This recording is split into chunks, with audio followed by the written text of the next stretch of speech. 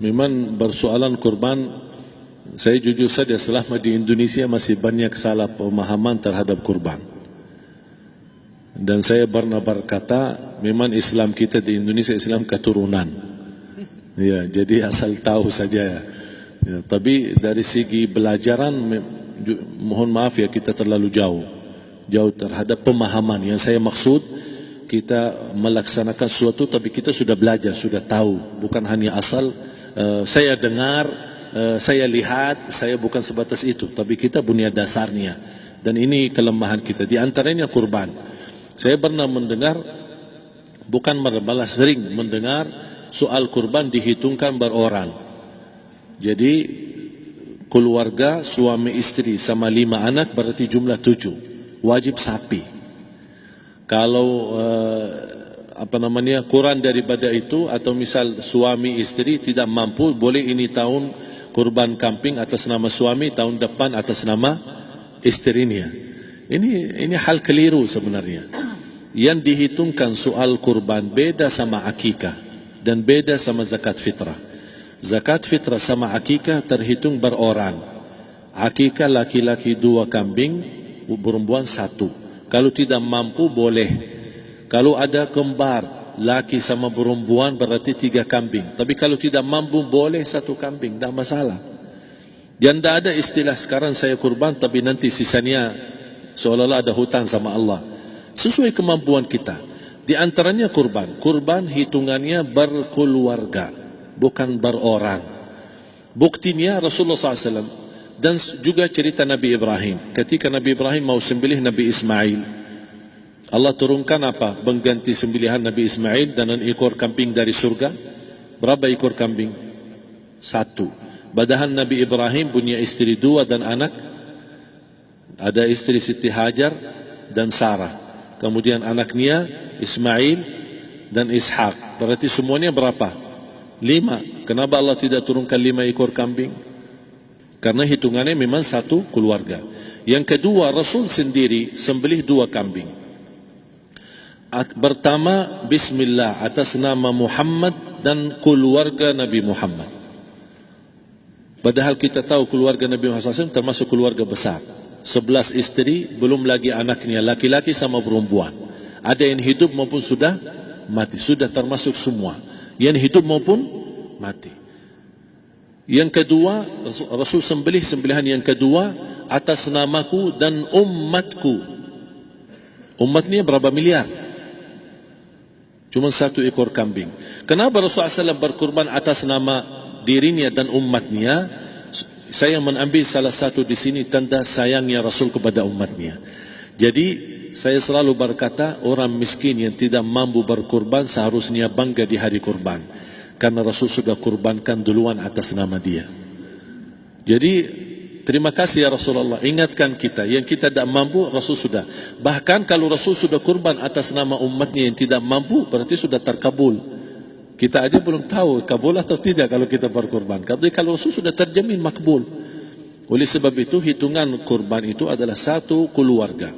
Misal, bapa punya istri, punya anak. Itu kalau mampu sapi silahkan. Mampu 1000 sapi silahkan. Kalau soal kemampuan tidak ada masalah. Tapi kalau soal kewajiban, tidak ada wajib lebih daripada 1 ekor kambing. 1 ekor kambing. Misal, kalau bapa punya istri 4. Misal. Cuman ini misal. Ya. Istrinya 4. Setiap istri anaknya 10. Berarti jumlah berapa? Anak 40, istri 4, berarti 44, sama bapa 45. Wajib 1 ekor kambing saja. Cukup untuk semua ini. Tapi kalau soal mampu, ya silakan. Mau 1000 kambing boleh, mau 1000 sapi boleh. Tidak ada yang melarang kalau soal kemampuan. Dan kalau kita mau sembelih, Bismillah atas namaku dan keluarga. Tidak perlu bawa data-data nama keluarga. Jadi disebutkan tukang sembelihnya ada capek menunggu sambil sebutkan nama-nama. Tidak perlu. Udah Bismillah atas namaku dan keluarga. Termasuk kata atas namaku dan keluarga, termasuk orang tua yang sudah meninggal. Termasuk orang tua yang sudah, karena kita adalah hasil daripada orang tua. Itu sudah termasuk, tidak perlu kita sebutkan. Ada sebagian ulama membolehkan kalau kita mampu, mau khusus kambing atas nama orang tua, tidak masalah. Kalau kita mampu. Tapi kalau kita tidak mampu, itu sudah termasuk orang tua kita bersama keluarga besar kita. Ini salah satu kenikmatan, dan ini termasuk juga sedekah yang berguna bagi orang yang sudah meninggal di keluarga kita. Wallahu ta'ala. Dan juga masalah panitia, bisa kita mewakili. Kalau kita tidak mengerti sembelihannya dan tidak mengerti cara bagiannya. Tapi ada satu sunnah yang termasuk kehilangan sunnah ini, adalah banyak yang tidak mau makan dari hasil kurban. Padahal itu sunnah Rasul. Dari akikah boleh makan, dari kurban pun boleh makan. Bahkan sunnah SAW dibagi 3. Sepertiga pertama dihadiahkan. Maksudnya kata dihadiahkan kepada orang kaya.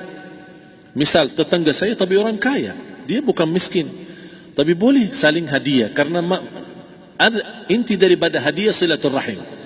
Ada keluarga kita termasuk mampu, tapi saya kasih, ini alhamdulillah saya sembelih sapi. Barangkali dia tidak mampu, cuma sembelih kambing. Udah, kita dapat daging kambing, dia dapat daging sapi. Tapi dengan niat hadiah, bukan sedekah. Karena dia bukan orang miskin yang menerima sedekah. Yang sepertiga yang kedua adalah sedekah. Sedekah itu termasuk orang miskin. Yang ketiga, kita makan sendiri. Bahkan Rasulullah SAW selepas Idul Adha, beda sama Idul Fitri. Sebelum Idul Fitri dia makan kurma, meyakinkan batalan puasa. Tapi kalau Idul Adha tidak makan dan minum sebelum salat, kenapa? Bukan tak berarti tidak boleh. Tapi Rasulullah SAW ingin pertama pembukaannya, buka sarapannya atau makan di pagi harinya selepas Idul Adha adalah dari hasil sembelihan kambing itu atau dari kurban. Jadi kita sebagian sedikit. Tapi kalau kita merasa alhamdulillah rezeki saya banyak di rumah, alhamdulillah banyak ada makanan, mau sedekahin semuanya, semua mau sedekahin, tidak masalah. Tapi yang saya maksud, kenapa tidak kita sekali-kali hidupkan sunnah Rasul? Jadi sebagian, walaupun ada sebagian sedikit lah, buat istilahnya sama sedikit porsi nasi atau apa, karena kita berhak sebagai kita kurbankan lillahi ta'ala, kita berhak menikmati kurban ini yang lillahi ta'ala supaya kita mendapatkan keberkahannya, bukan hanya orang lain. Terus yang kedua ada masalah pembayaran. Kalau kita wakili panitia, boleh kita pesan sama panitia, tolong sedikit dari kurban saya minta buat saya makan. Itu tidak masalah, kita boleh minta.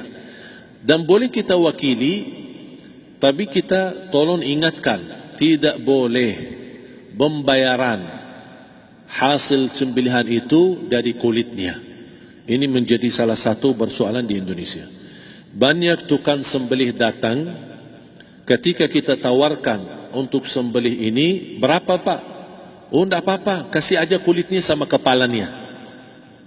Jangan anda setuju, jangan anda terima. Oh maaf, saya tidak bisa. Bapak berapa ongkos sembelihannya? Kita harus sepakat dulu.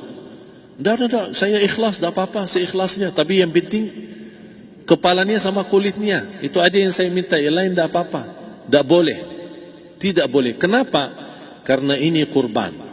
Kata kurban berarti lillahi ta'ala, bukan untuk jual beli.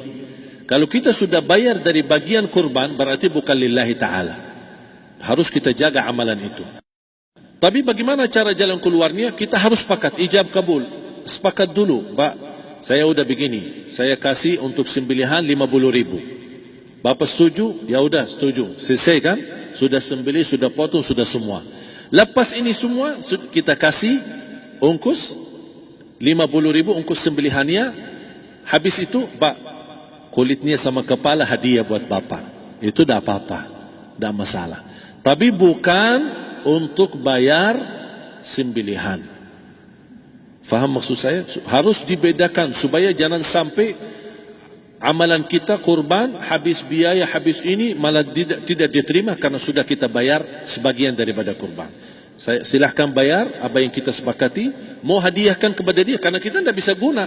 Buat apa yang kita mau gunain kulitnya? Tidak bisa. Tapi buat mereka lebih berguna, oleh karena itu kita bisa hadiahkan untuk mereka. Bahkan kita bisa juga kasih daging untuk mereka bisa menikmati sebagai sedekah. Wallahu taala alam.